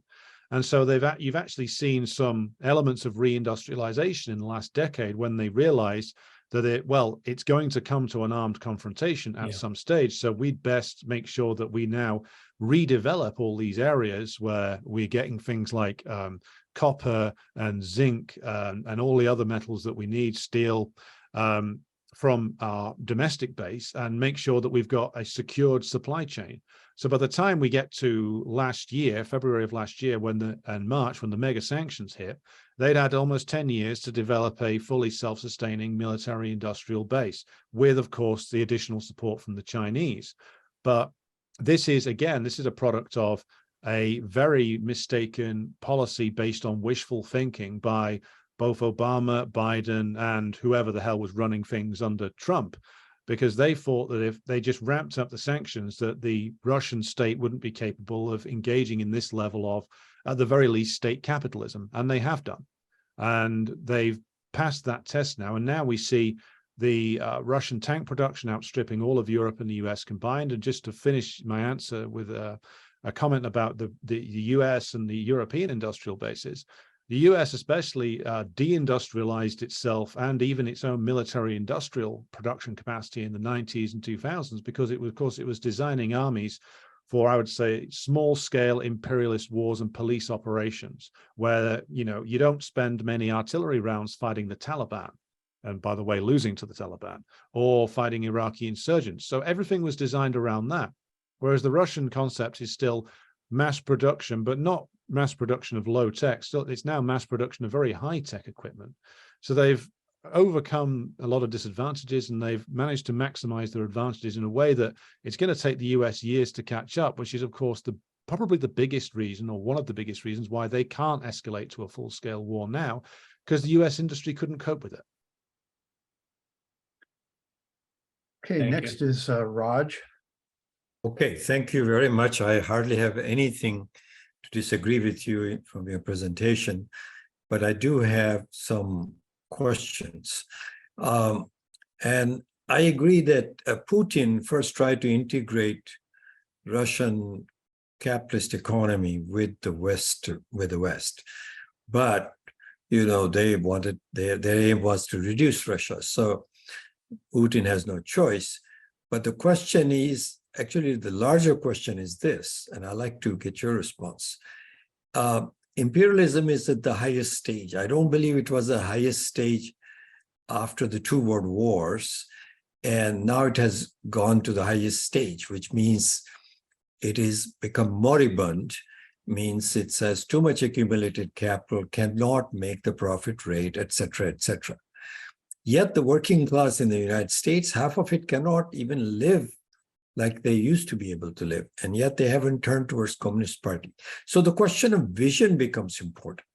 And here I think the Chinese model, which came after 1989-90, the Deng Xiaoping model is very successful in building a great economy, but it has also confused what is socialism. So without clarifying that question for the workers, if the workers have to work for capitalists who exploit, what motivation would they have to go towards socialism? So if you could address that vision issue, because I think without a vision, you cannot mobilize masses and cannot bring them under the influence of the Communist Party. That's my question to you. Thank you very much for your presentation. Very impressive.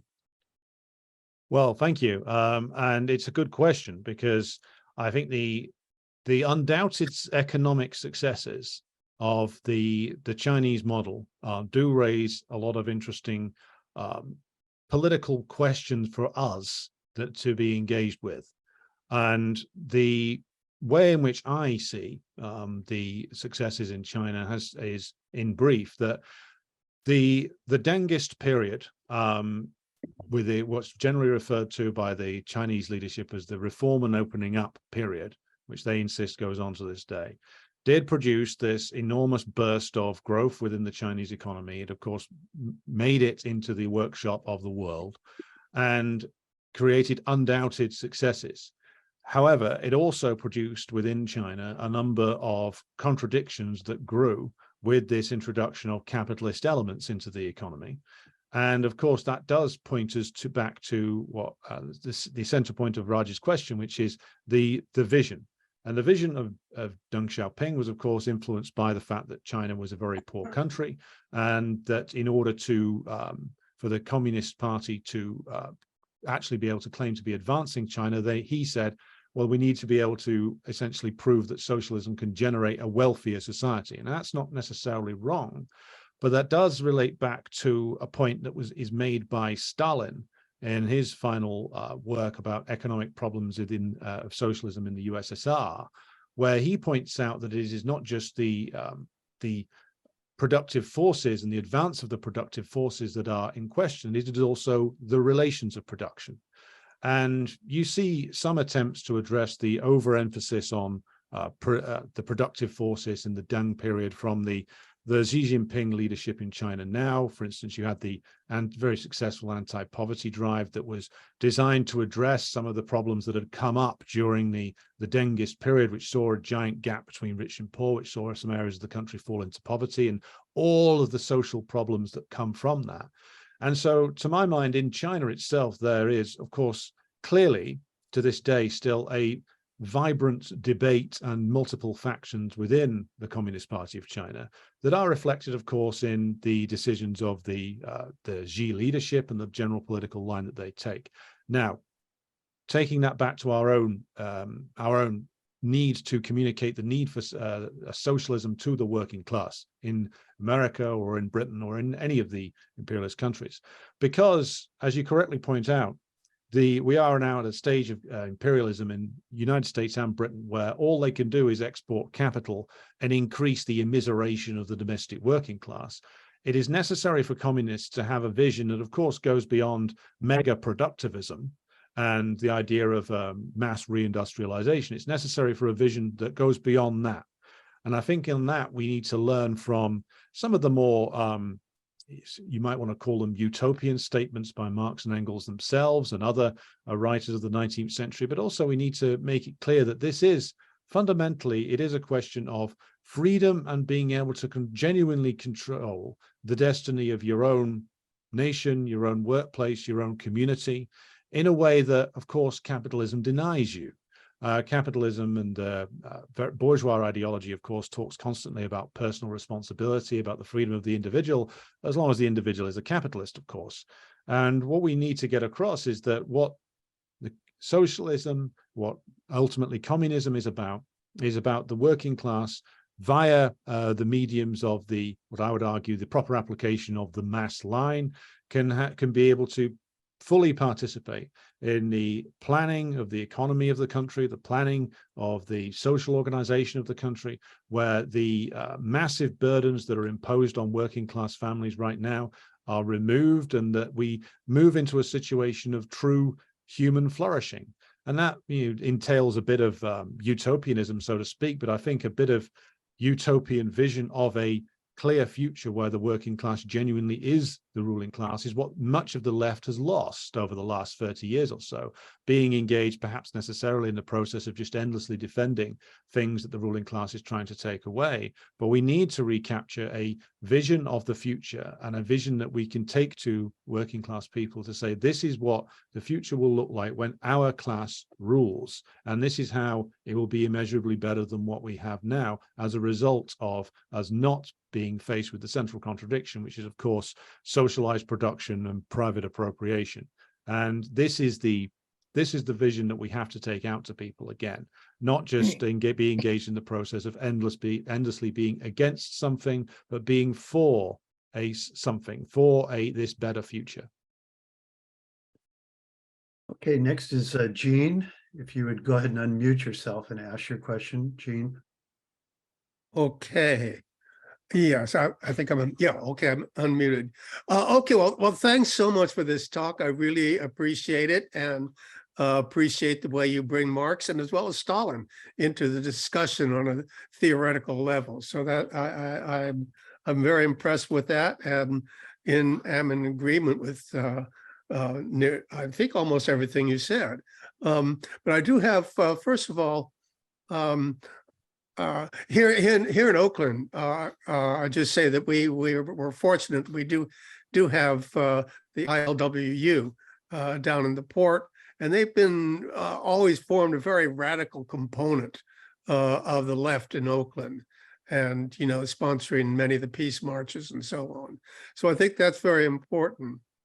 And in terms of, and I'm also a member of Veterans for Peace, which is dedicated to the abolishment of war and challenging US foreign policy. So we do challenge, we believe that NATO should be abolished, basically, and that we should not be sending any money to the fascists in Ukraine. So those are some of our views. But on Putin, I've always said that, any friend of Xi Jinping's is a friend of mine. And that there's, I think, a reality here that we have to look at, that,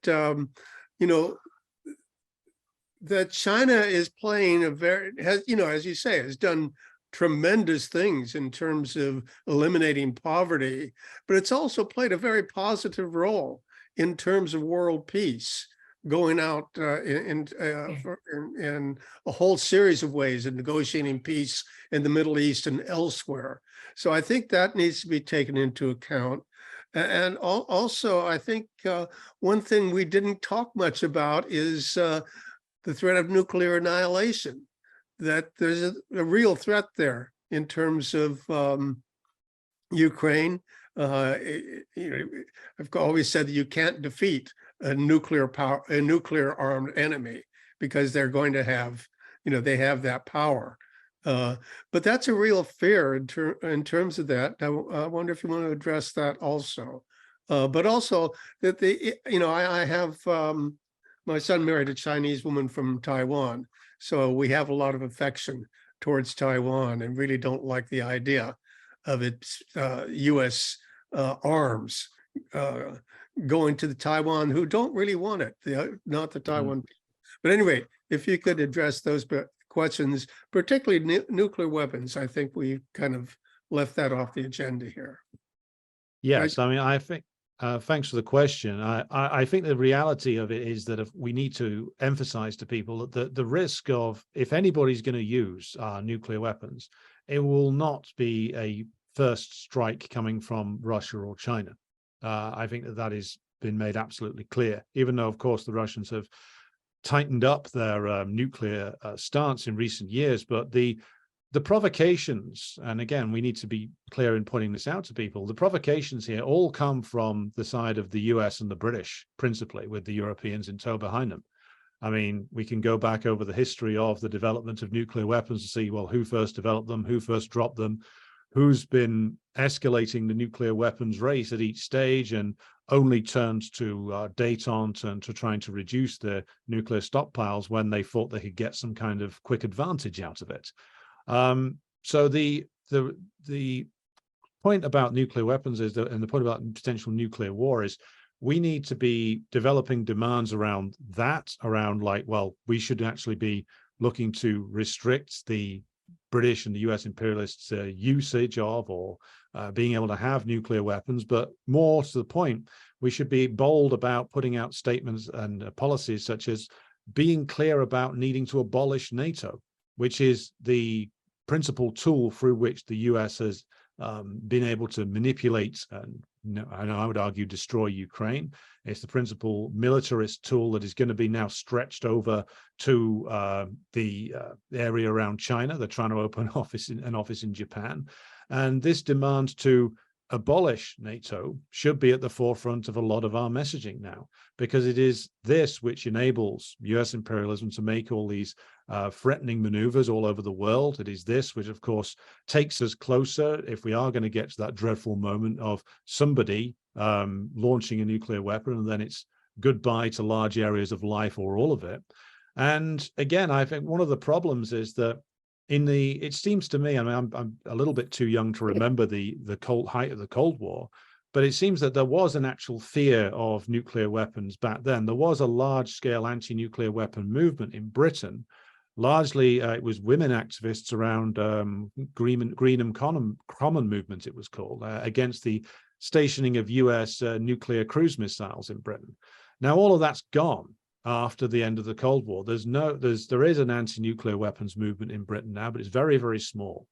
And so we could do with reviving that and sort of educating people into the fact that how dangerous these things are, about who's developed them, who's dropped them, and why it is that we are at increased risk of the ultimate confrontation with regard to this. Because all of that former tradition of the anti-nuclear weapon movement has been lost, and we should be aiming to recreate that however we can, because it's something that there needs to be a real political education about. And just on the point about Taiwan and China, the ugliness and cowardice of the US and the British imperialists is that they are trying to maneuver the Taiwanese into being the next Ukraine, basically, trying to get them to take the hit first. And I hope personally that the Taiwanese can get rid of the comprador elements that are personified by the current president and actually start a dialogue for reunification, which Xi Jinping and others in the Chinese leadership have consistently said for many years,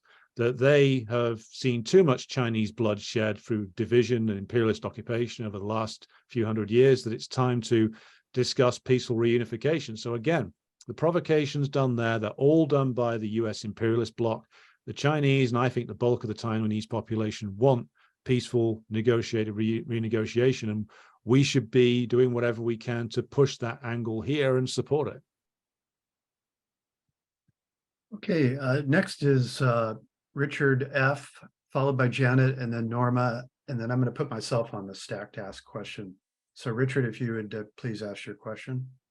Well, thank you, Alex, for your presentation. I want to take a little issue with your characterization of the Putin regime as Bonapartist. We've heard it before. I think there are some parallels, but I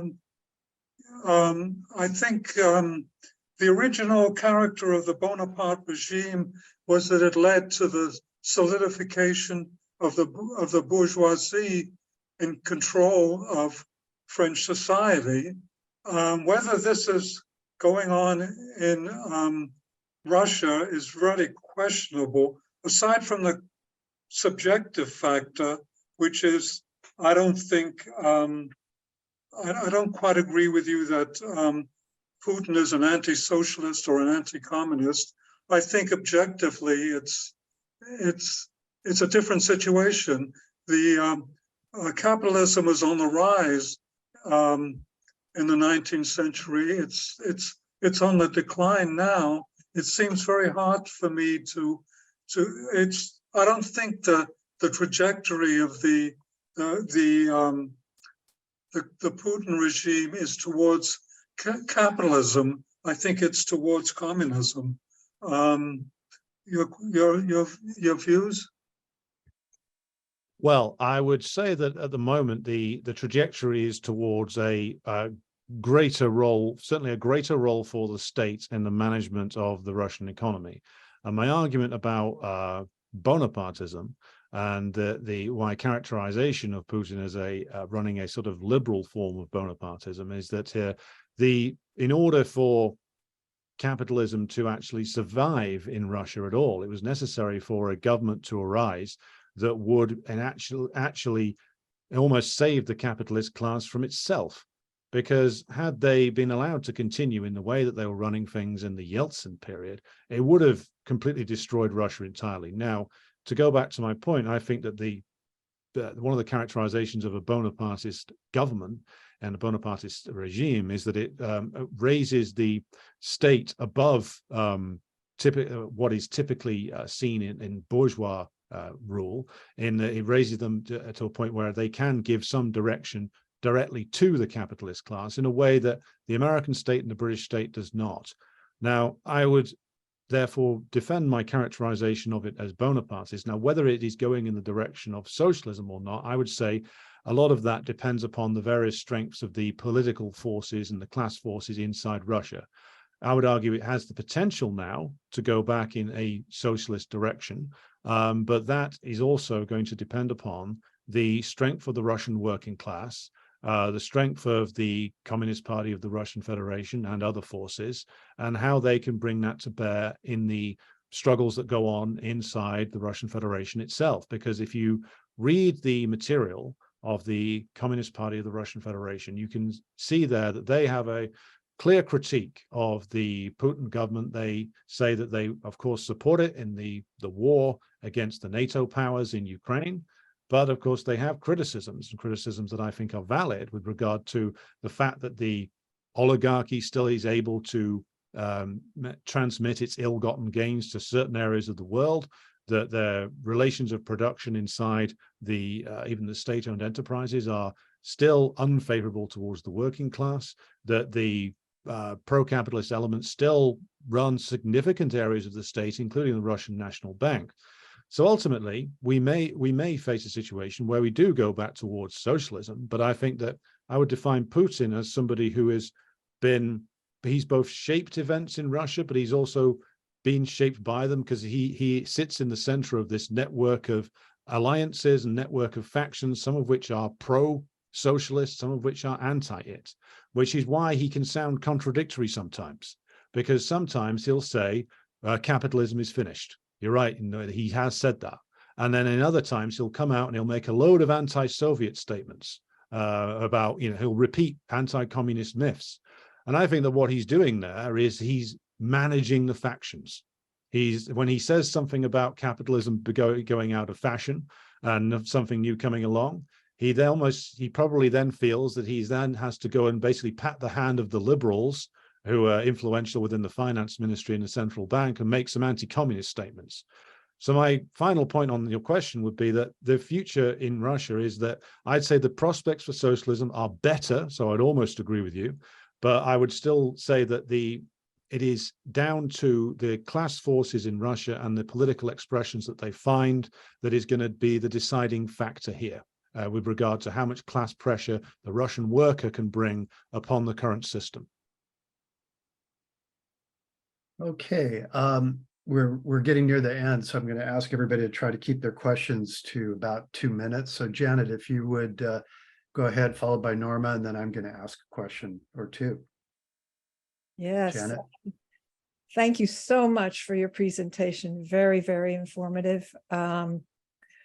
I've been very impressed with Russia's diplomatic efforts and their team of diplomats, Lavrov, Zakharova, Peskov, Nebensia, etc., how they address issues, how they reach out to other countries to form coalitions and are building BRICS.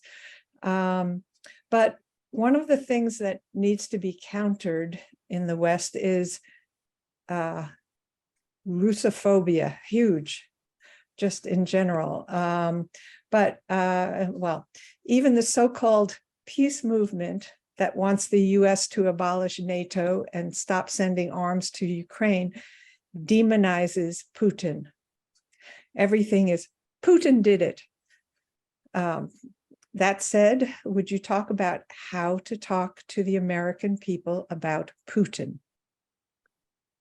Well, I will try and apply some of the lessons that I've learned in British terms, which is that generally I find that there is a lot of misconceptions that you initially find amongst workers with regard to Putin, because they've had, now in British terms, it's like 20 odd years of scare stories and wild nonsense in the press about Putin having, 8 doubles, all of which act for him in various different circumstances, or he lives permanently in an underground bunker that's in a hollowed out volcano, like as if this was a late period Bond villain. But I find that once you need to burst past the propaganda. And one of the things that I find is useful is to try and get people again to make the connection. Often you'll find people repeating like anti-Russian or anti-Chinese nonsense from the press that they hate and distrust on all domestic issues. They'll hate and distrust the politicians when it comes to how wages are set, the state of the country, even stuff right down to how local transportation doesn't work, the roads are falling apart, or they're all liars.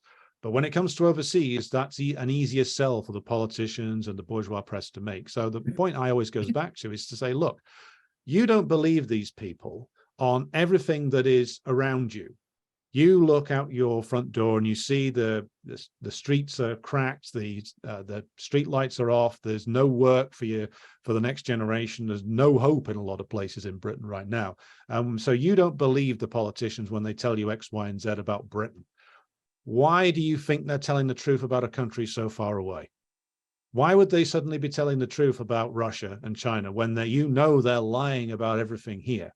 And often I find that does go in, because suddenly they think, well, okay, well, if they're lying about everything, if they're going to lie to your face about your neighborhood, about your community, about your workplace, of course they're going to lie to you about places that are thousands of miles away where you don't speak the language and which are often a mystery to you. So I try and encourage them to see it that way. Like, look, you say all these politicians are liars. Exactly, they are. And they're also lying about this, and they're doing it for this reason.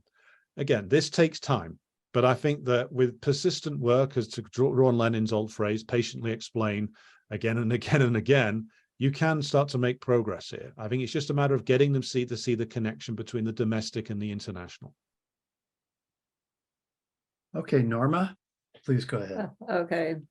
Well, you might have noticed that I consider your presentation lovely, Alexander. And thank you. And I want to mention that you use the dirty words planned economy. Yeah. And that scares the crap out of people. Where will the rich go?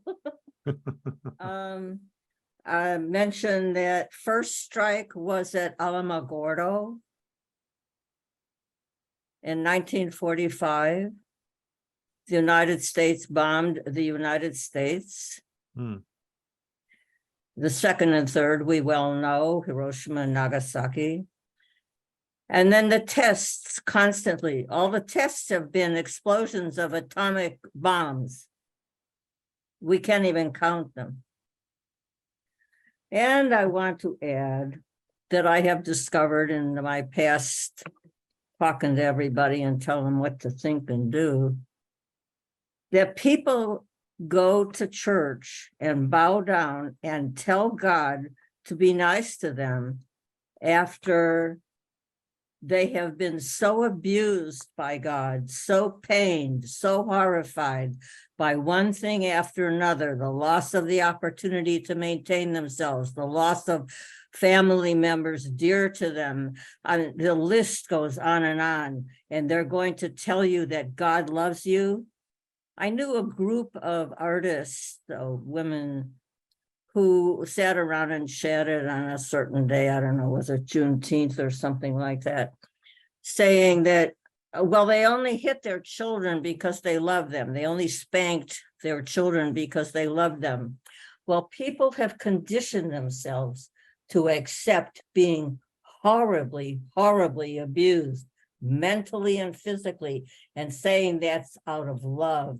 And so that when all of this horror that goes on is conditioned to them from the cradle, through the church, through the school, through the community, that's where it comes from. It's established in our brutal, brutal communities that we live in. Liberation from that is, you know, people talk about themselves as becoming recovering Catholics, right? because Catholicism is so abusive. I'm Jewish and I've been able to avoid that. I've been a communist. I'm third generation. So thanks. Well, just to answer a couple of your points there, Norma, with regard to the church, I prefer the Old Testament because it's more honest about the nature of God, which is cruel, vindictive, and often jealous.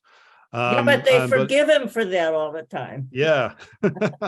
Now, with regard to the atomic bomb tests, of course, we have our own history of this, which is that we exploded a lot of the British atomic bombs in Australia, and there was the Ministry of Defense here refused to acknowledge any of the damage done to the service personnel who observed those tests, and of course the country of where it was done, for many, many decades afterwards. There were men dropping dead of horrific cancers for years.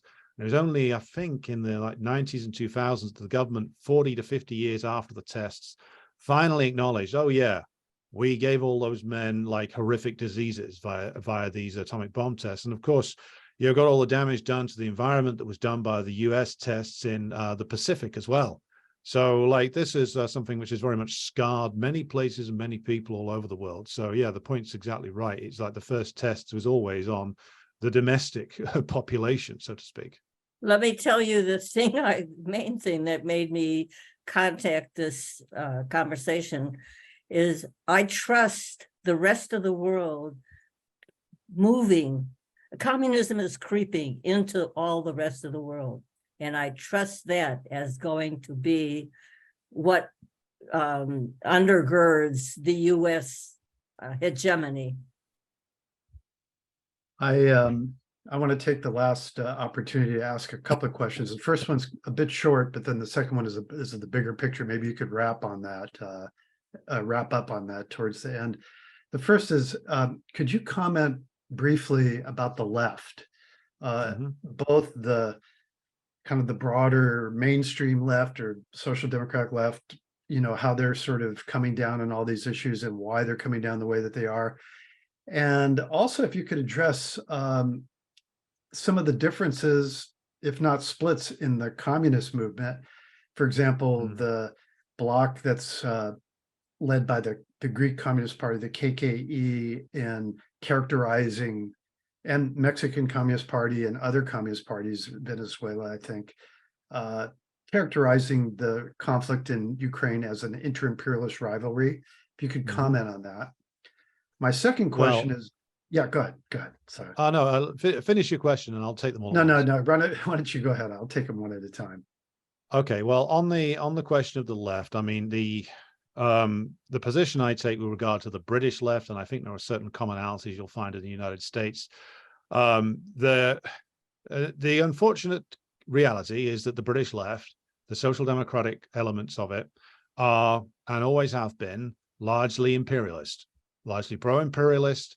They are rabid adherents, many of them, to what Lenin referred to as social chauvinism. This combined with the fact that the big period that all of the left, other than some minority communists such as myself, look back to, is the period of 45 to 51 in the Labour government post-World War II, which of course ushered in welfare capitalism. I think you have the same reverence on much of the American left towards Roosevelt and the New Deal period. And some of the same problems as well, which is that this fixation with it completely ignores the role of, in our case, British imperialism in underpinning the British capitalist class's ability to make these concessions. And this, of course, goes back to The reason why this is, it goes all the way back to Engels' comment about the aristocracy of labor, which of course is not a reference to the entire working class, but the emergence of, in the imperialist countries, a privileged layer right at the top of it, which did directly benefit from imperialism. And in our case, those elements defined the Labour Party and the trade union leadership, and have done for over 100 years. And so when you've gone through now 30 years, or actually more, 40 years of working class industrial defeats and a consolidation of all power within the working class movement around this bureaucracy and this very small layer, inevitably you are going to get a steady growth, or really an exponential growth, in pro-imperialist sentiment. And this is what we are faced with now in Britain. The entire left is dominated by this. They dress it up in pacifism every now and again, but what the demand they make is that, well, everybody must withdraw from Ukraine, including Russian troops. Well, if the Russian troops leave, then those Azov guys are going to go into Donbass and Crimea and commit a massacre. So that's what you're actually calling for. Behind the pacifism, that's what they're actually calling for. They won't admit that, of course. But the root of it is, the problem is the left's relationship with imperialism and the dominance of the social chauvinist point of view, and I would argue the British and the American social democratic and soft left. Oh, and further, I'll just answer you quickly about the KKE. The KKE, as you rightly say, are leading this group, which defined it as an inter-imperialist war. In my view, that is a profound misreading of Lenin's definition of imperialism, and comes from, in truth, opportunism dressed up as ultra-leftism, which is what the KKE has unfortunately been defined by for many, many years now. And it's unfortunate that the Mexicans and the Venezuelans have joined them in this. I think whatever dispute that the Venezuelans have with the PSUV may be playing a role in it, but it's a very mistaken position, because it ignores, to use Mao's term, the primary contradiction facing the world. And the primary contradiction is decaying and yet aggressive US imperialism and its bloc allies. And that's the thing that the KKE has missed. Agree with you 100%. Just the last question, maybe you could just wrap up. If you could kind of step back a little bit, and, you know, we've been focusing on Russia and Ukraine and getting into some fantastic details and about what's going on. But could you step back a little bit and just talk about kind of the big picture, really what's happening with the European bourgeoisie, the sort of the NATO aligned bourgeoisie? Why are they following into line behind the US? And where is this all leading to in terms of the contradictions are propelling us towards what, from the point of view of the working class and the international communist movement? If you could just wrap it up, I think we're getting near the end. Yeah, certainly. The position of the European bourgeoisies is an interesting one, because, of course, one of the delusions that has been cruelly exposed by the current crisis is the fact that there was this rather utopian belief on behalf of liberals and the social democratic left at the end of the Cold War that the EU was going to become its own independent power bloc outside of the control of US imperialism. And what has happened? The opposite has happened. After there was a brief flurry of disagreement over the Iraq War, which was a disagreement over tactics, not strategy. Fundamentally, they all agreed that Iraq should be conquered and divided, so to speak. They just disagreed on the how and the when. And after that, that brief period, that flurry of autonomy that the French and the Germans tried to generate was destroyed. At the root of this lies, of course, the sheer unrivaled power of the United States to export capital. And if you look at the capital flows out of the United States and where they go, you'll find the answer to a lot of the basis for your question there, which is that the capital flows remain highest into Europe and into Britain. And that's from the Bureau of Economic Affairs' own website. Now, a lot of this might just be rinsed through and come out the other side and go somewhere else, but a lot of it does get invested into various high-tech industries and various key sectors of the economy. And so that's a big part of it. US capital export to Europe has drastically increased in recent years. And with regard to the German ruling class, yes, they have a conflict, because much of what is made in Germany is in fact made in China, then assembled in Germany. And if they lose that, then that's a big hit to them, as was the loss of Russian energy. But the other side of it is, of course, their trading relationship with the United States, which is still enormous. I think it's still the #1 export market for German capitalism. That and the fact that Germany drives the EU, the German economy drives the European Union, not the French economy, not the Italian economy. Without the German economy, there is no European Union, there is no single currency. And so because the US effectively has, to use Stalin's phrase again, put the European countries on rations since 1945, the long-term effect of that on a nation like Germany, which even though it reunified with the East, in my view, it wasn't a reunification, it was a conquering and occupation of the East. But this West German state that was recreated by the US after World War II has been one that has been dominated in security terms, in military terms, by the US since its formation. Combine that with the enormous amount of capital exported to Germany and the gigantic amount of trade between the two countries, and you get a political system in Germany which is completely dominated by the priorities of US imperialism. Now, one of the most interesting developments is that, of course, there is finally a stirring on the German left in the form of a minority within the Die Linke party, finally demanding the withdrawal of US forces from Germany and the end of NATO. That's finally started to happen. So that's a positive development. But all parties that stand a chance of forming this government and the next government in Germany are completely dominated by this framework of US occupation and economic domination. That is why they have behaved in the way that they have done, and it's why the EU all follows. The EU is dominated by Germany, Germany is dominated by the United States. That is the answer to that point. In terms of what follows afterwards, the likely defeat of the Ukrainian forces in Ukraine itself will be followed by, of course, a round of bitter political recriminations by those who have most enthusiastically tied themselves to Project Ukraine. Ben Wallace, our Ministry of Defense, and a complete fool, has already had enough sense to resign and run away before the recriminations start. But beyond the political ramifications, it's going to be a profound crisis because European capitalism, British capitalism, and ultimately American capitalism have been in this deep crisis, triggered by, of course, a long-term crisis of profitability that I review as starting in the middle 60s, linked to, of course, the Vietnam War, the abandonment of the gold standard, and everything linked to that. And that this long-term crisis of profitability generated ultimately the crisis over the mortgage sector in the United States and Britain because of a lack of other profitable opportunities for capital. This crisis has been unresolved.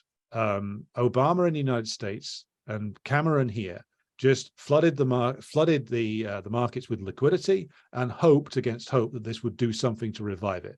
This didn't. This necessitates urgent actions on their part in terms of aggressive imperialist actions in places like Libya and Syria, and now against, of course, the major other powers in the world, Russia and China. What will happen next is, of course, they will try and learn the lessons from this defeat, which is that the reasons why they couldn't go directly against Russia was, they will say, lack of industrialization. They need to reindustrialize. Okay, well, they can't just flick a switch and reindustrialize countries that have been hollowed out by the imperialist system for many, many years. My fear is what they will try and do is they will try and reunite their political forces and reorganize themselves in new ultra-reactionary projects, some of which may be fronted out by political individuals who are currently on the scene. Maybe Trump, but he's probably too damaged and compromised to do this. Perhaps DeSantis, in your case, in the future. Maybe some other figure from like the more aggressive, openly reactionary wing of the American political class will come in and launch some kind of a national renewal movement, they will call it, or some kind of new wave of ultra-reactionary politics, which learns from the populist phase of 2015 to 2020, is able to lean into the language of make America great again and all that kind of thing in order to carry enough of the petty bourgeoisie and perhaps the upper layers of the working class with it, but aimed at solidly at destroying the bargaining power of the rest of the working class and reducing the working class ability to live to such a point where they can essentially reindustrialize on a profitable basis. And that will be a pattern repeated in Britain, and that they will try and repeat it in Western Europe as well. This will, of course, not come without opportunities for communists to advance our ideas within the working class, because the ruling class now have to go gloves off if they want to stand a chance against the Russians or the Chinese. They will have to divert their aggression against the domestic working class, even more so than they already are. And so that is the picture that stands before us, a real risk of ultra-reactionary politics emerging in a way we haven't seen for many years in the imperialist countries, but with such an aggressive war being waged against the working class that class conflict explodes as well. And therein lies both our challenge and, of course, the opportunities that do and indeed will present us with, and ones we must be ready to embrace. Thank you. Thank you so much for your presentation today. Thank you to all the participants. Great questions. We'd like to have you back soon to follow up on that last point, some of the things that we can talk about. I'm going to stop the recording now, and I'd like to see everybody come back next week and the week after, and go to our website, ICSSmarx.org, sign up on our email list. You'll get notifications for future programs.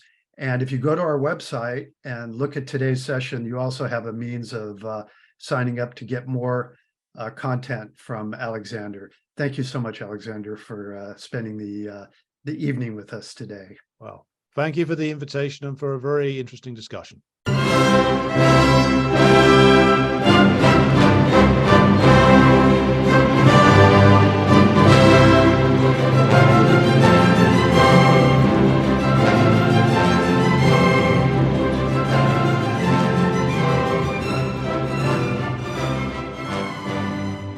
Institute for the Critical Study of Society at the Niebuhr Proctor Marxist Library receives no corporate funding, nor do we have any paid staff. We rely on the support of working class folks that share our commitment to the socialist legacy of Karl Marx. We continue to need funds to meet necessary expenses. Since we can no longer pass the hat at our in-person forums, please send contributions to our treasurer, either online via PayPal or by check. The PayPal ID is ICSS Sunday, SUNDAY, @yahoo.com, and the name is Richard Fallenbaum. And checks may be made out to Richard Fallenbaum and sent to him at 1225 Nielsen Street, Berkeley, California, 94706. Fallenbaum is spelled Fallenbaum. To donate directly to the Marxist Library, send a check to the Niebuhr Proctor Marxist Library at 6501 Telegraph Avenue, Oakland, California, 94609, or directly or donate online at www.paypal.me/npml. For information, write to npml at marxistlibr.org, and the website is marxistlibr.org.